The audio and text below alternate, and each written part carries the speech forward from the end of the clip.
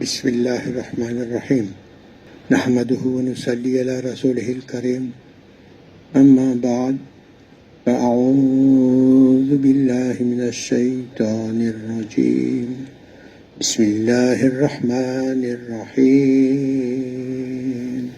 والتين والزيتون وطور سينين وهذا البلد الأمين لقد خلقنا الإنسان في أحسن تقويم ثم رددناه أسفل سافلين إلا الذين آمنوا وعملوا الصالحات فلهم أجر غير ممنون وما يكذبك بعد بالدين أليس الله يحكم الحاكم صدق الله العظيم.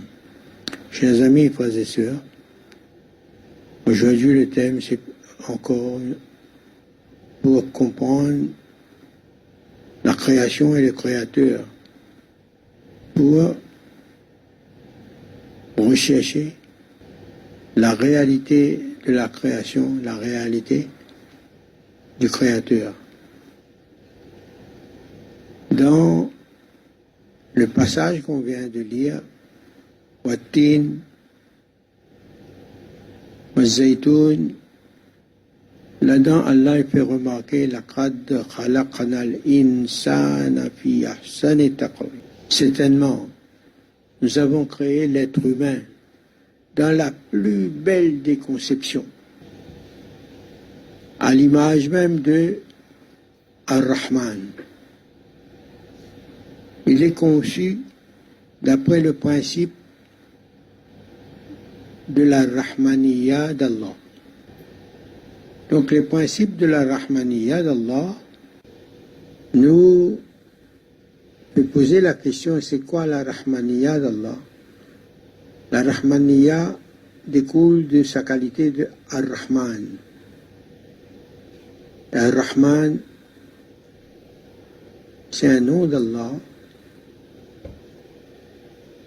Et Allah, il a écrit sur son trône Sabakat rahmati ghalaba ala ghadabi. Ma rahma surpasse ma colère, mon jalal, mon châtiment, mon courroux. La rahma, c'est la plus grande qualité d'Allah. Et c'est de Ar-Rahman que Allah y diffuse ses autres qualités, ses autres sifat. Et il a créé Insan dans le même principe que Insan, dans lui aussi, naturellement, lui aussi, dans lui, la qualité de Ar-Rahman est dominante chez Insan aussi, puisqu'il est le représentant d'Allah. Donc comme Allah, c'est sa Rahmaniyya qui se passe. Donc dans Insan aussi, n'importe quel Insan, il y a cette qualité. Depuis le début de la création, il est créé comme ça avec une Rahmaniyya qui est dominante sur les autres qualités. Et Ar-Rahman, il faut comprendre la Rahman comme la matrice de tous les sifats d'Allah. C'est la Rahmaniyya d'Allah qui retient et diffuse les autres qualités, les autres beautés. Lui-même, la Rahmaniyya, il est beauté, toutes ses qualités sont beaux. Dans la Rahmaniyya, il y a l'amour, c'est l'amour d'Allah. L'amour généreux, pardonneur, tolérant, toutes ces qualités. La Rahma, c'est la matrice de tous les sifats d'Allah, toutes les qualités et beautés d'Allah. Et Allah, il dit, quand il désire quelque chose, il dit à cette chose soit. Et la chose est. إذا أراد شيئا أن يقول له كن fayakun. Et tout. Donc il a créé la matrice maintenant. Ar-Rahman, il a créé la matrice de l'existence universelle. Et la matrice de l'existence universelle de l'univers, c'est la lumière de Rahmatul lil Alamin. Donc la Rahma, c'est la matrice de tous les sifats d'Allah. Quand on a connaissance de cette réalité divine, et qu'Allah nous enseigne le premier verset dans le Coran, première parole dans le Coran, c'est Bismillahirrahmanirrahim.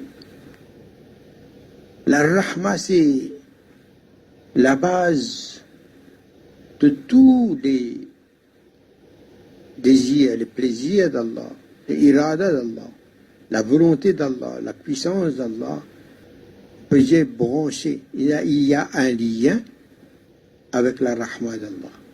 Toute son action, il y a la Rahmaniya. C'est à partir de la Rahmaniya qu'il y a toutes les actions d'Allah. Ainsi comme le plus fidèle représentant d'Allah, khalifa d'Allah, le plus grand khalifa d'Allah, le parfait, le fidèle, le plus fidèle, c'est Rahmatul lil Alamin, sallallahu alayhi wa sallam. Sa lumière, c'est la matrice de l'existence créée, le temps, l'espace. Tout ça provient de la matrice, la première, primordiale, de l'existence universelle créée. Quand on a connaissance de ces réalités, donc nous, lorsqu'on va commencer un projet, on fait l'intention pour faire un projet, pour commencer un travail, un comportement, une pensée. Alors quand on dit Bismillahirrahmanirrahim, on a déjà fait le tasawwur.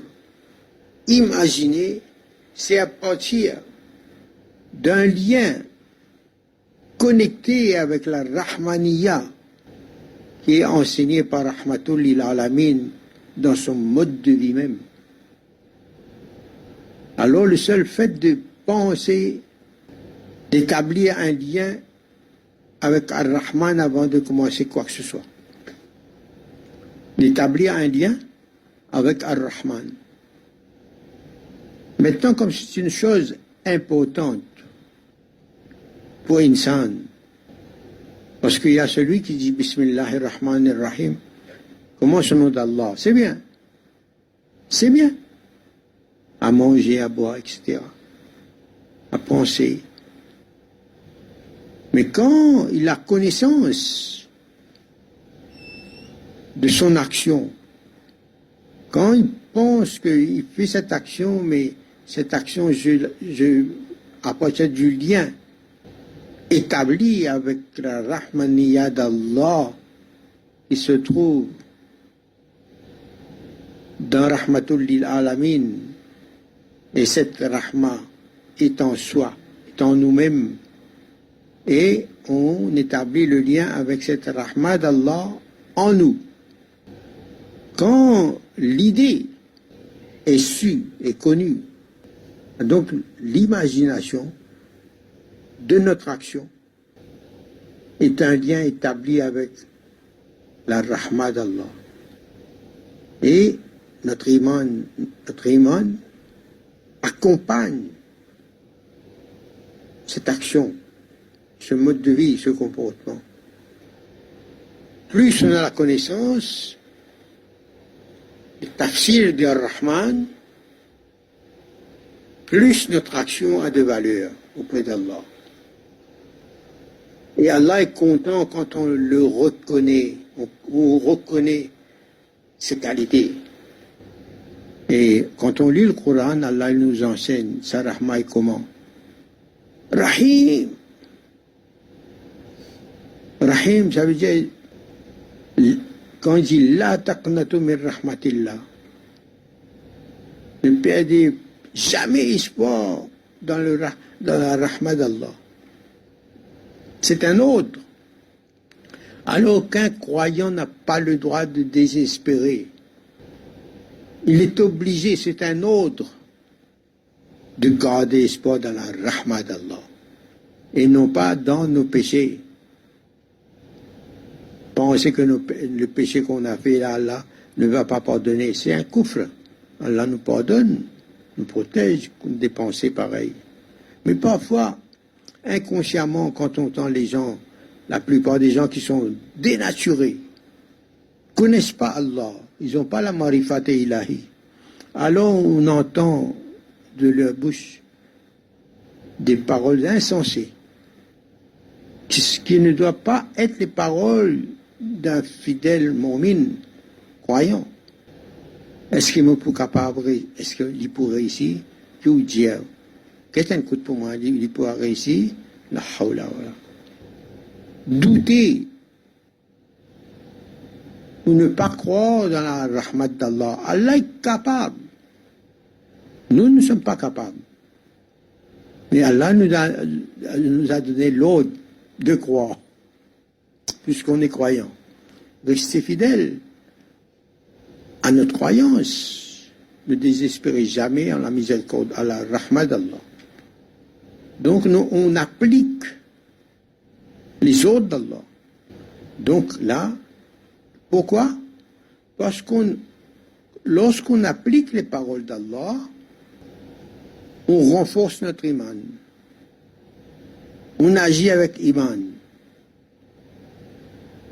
Sans doute. C'est-à-dire sans se laisser prendre par le doute, dominé par le doute, influencé par le doute.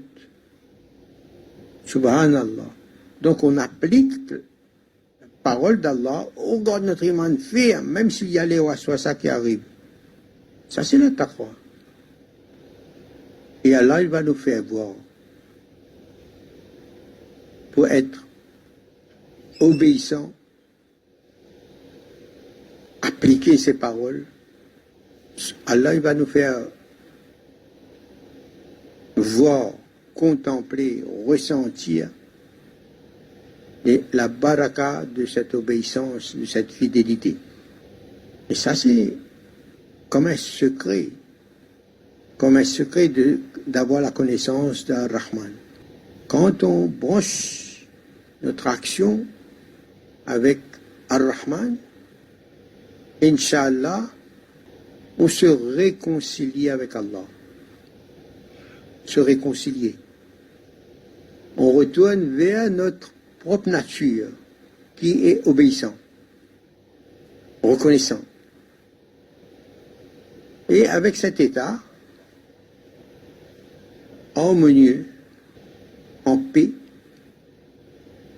c'est ça le départ du voyage vers la proximité, vers la contemplation de la présence d'Allah, des beautés d'Allah. Et Inch'Allah, quand on prend ce chemin pour cultiver, et c'est bien nécessaire pour soi-même d'abord, et pour les autres créatures, de cultiver la Rahmaniya, d'être vigilant,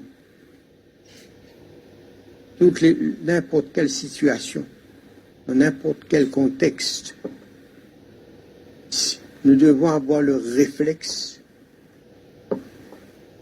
de brancher un lien avec la Rahmaniya, jusqu'à développer un altruisme. Altruisme, c'est la grandeur d'âme.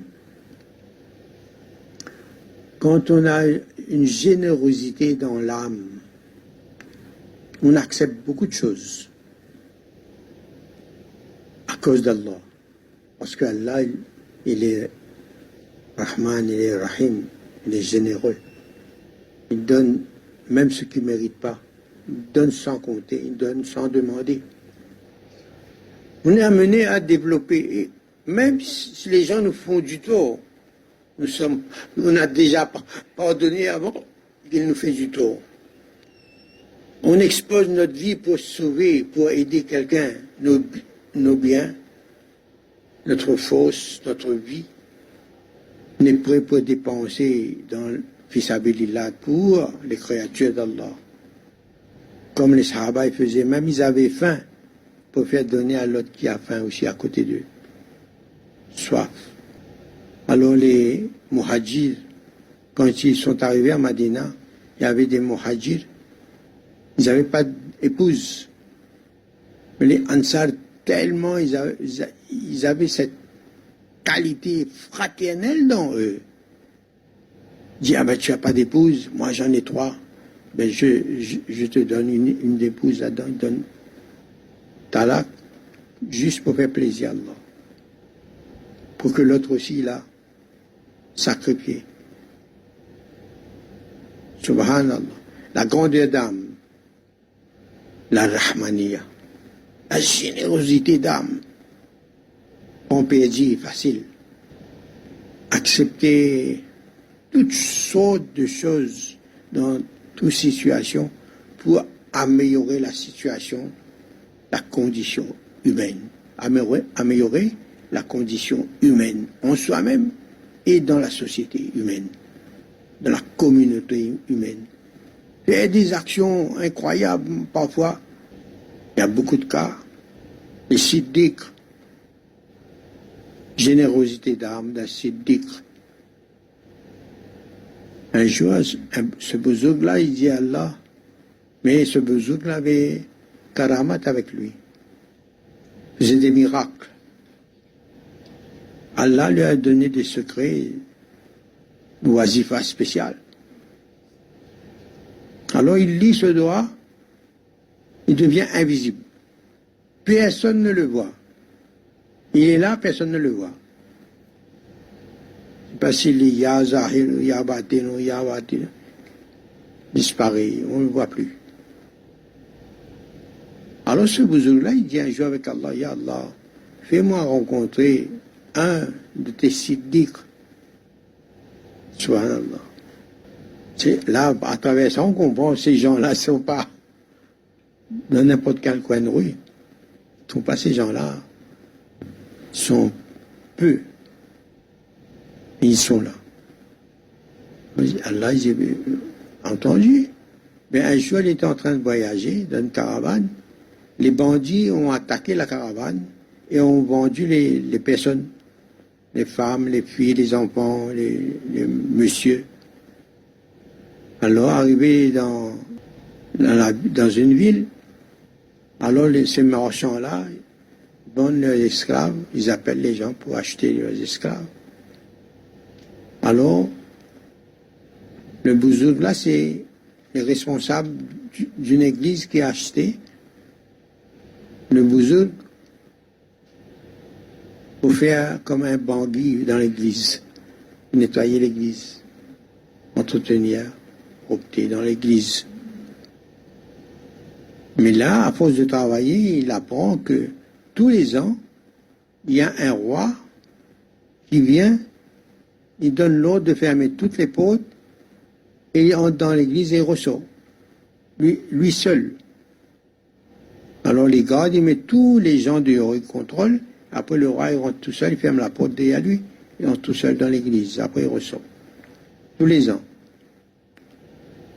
Mais lui, le bouzouk Banguissab, il dit, ah bon, il fait comme ça. Mais le jour où le roi était venu, il a lu son wazifa et il est devenu invisible. Maintenant, le roi, avec sa troupe, les gardes et tout, sont arrivés en dehors. Et le roi, comme d'habitude, il va entrer et puis il ferme la porte derrière le roi. Le bouzouk, lui, quand il connaît le roi, va entrer, il reste dans l'église, il lit son wazifa, il devient invisible. Il attend maintenant.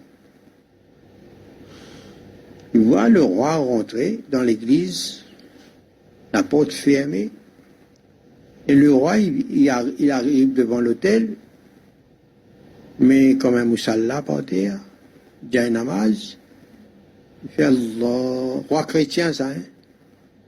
Roi chrétien. Il fait Allahu Akbar. Sonama. Mais le bouzouk, là, qui avait demandé à Allah de lui faire rencontrer un siddiq. Là, quand il a vu ça, il dit, Allah il fait Kaboul son doigt. Maintenant, il attend, assis à côté comme ça. Quand le roi, il fait salam, assalamu alaikum. Il avait dit, mais, un problème là. Comment ça se fait que celui-là, il est là? Il a pris forme. Il est venu à côté du roi, il a pris forme. Il dit, mais c'est quoi ça? Alors, il lui raconte son histoire, le bouzoul, il dit, ben voilà, j'ai demandé à Allah de me faire rencontrer un siddiq, aujourd'hui je vous ai rencontré. C'est en tous les deux, oh, subhanallah, et ils sont ça. Il dit, attends, je vais te montrer comment je fais victoire sur les kuffars. Ils sont du haut, en colère. Qui c'est qui a fait ce travail-là, qui a embauché un kafir pour travailler dans notre église? C'est qui? Qui c'est le responsable? Emmenez-moi le responsable. Penchez les coups. Et pourtant, tout le monde le connaît comme un roi chrétien. Ça, il y a dans les histoires des, comment on appelle, le récit des Salihin. Subhanallah. Les siddiques, ils ont cette qualité de la Rahmaniya. Et comment la Rahmaniya? Ils n'hésitent pas maintenant. Ils sont des véridiques. Même le blâme, ils n'ont pas peur du blâme. Les gens qui savent qu'il est musulman, si quelqu'un était roi, ça trahit l'islam. Les siddiques, ils ont une générosité d'âme. Ils cherchent les choses qui rassemblent, qui ramènent les gens vers Allah. Eux, ils connaissent Allah. Et n'importe quel moyen, il se sert de n'importe quel moyen pour ramener les gens vers Allah. N'importe quel moyen. Mais une fois, ils reconnaissent Allah. Ils prennent le chemin vers Allah. Subhanallah, ils méritent l'honneur qui Allah cite dans le Coran, ceux qui appellent les gens vers Allah. Alhamdulillah, quand nous apprenons à connaître Allah, bien sûr, on doit apprendre et connaître les ahkam de notre dîn, les faraïs. Il faut bien apprendre avec les experts, même avec les muhaddissin, les juristes, les faqih, les fatawa, mais la taqwa surtout. La taqwa. Parce que ce sont eux qui connaissent Allah. Donc, c'est tellement farz, une obligation bien plus importante de cultiver, d'observer la taqwa, la piété. Apprendre la piété, c'est quoi? Mais ça, on apprend ça avec les muttaqin, avec ceux qui sont sur la voie de la connaissance d'Allah, qui connaissent Allah ou qui connaissent ceux qui connaissent Allah. Ils sont connectés avec ceux qui connaissent Allah. Mais, et en même temps, à côté, il faut apprendre les ahkam. Ce qui est faraz, ce qui est wajib, pour appliquer. Ce qui est sunnat muqqada, ça c'est trois choses-là surtout. Faraz, wajib, sunnat muqqada. Et actuellement, mettre l'emphase sur nous retournons vers la sunna, vers le Coran et la sunna. Et le plus grand travail après, c'est que lorsqu'on fait revivre la sunna dans nous, on respecte les ordres d'Allah, le Coran, la parole d'Allah. Respecter, c'est appliquer, tant que possible. Appliquer les faraïs, les wajibat, sunnat muqqada. Atiullah wa atiur Rasul. Obéir à Rasulullah sallallahu alayhi wa sallam. Il nous a ordonné de suivre telle sunnah qui est muqqada, que Rasul sallallahu alayhi wa sallam a fait tout le temps.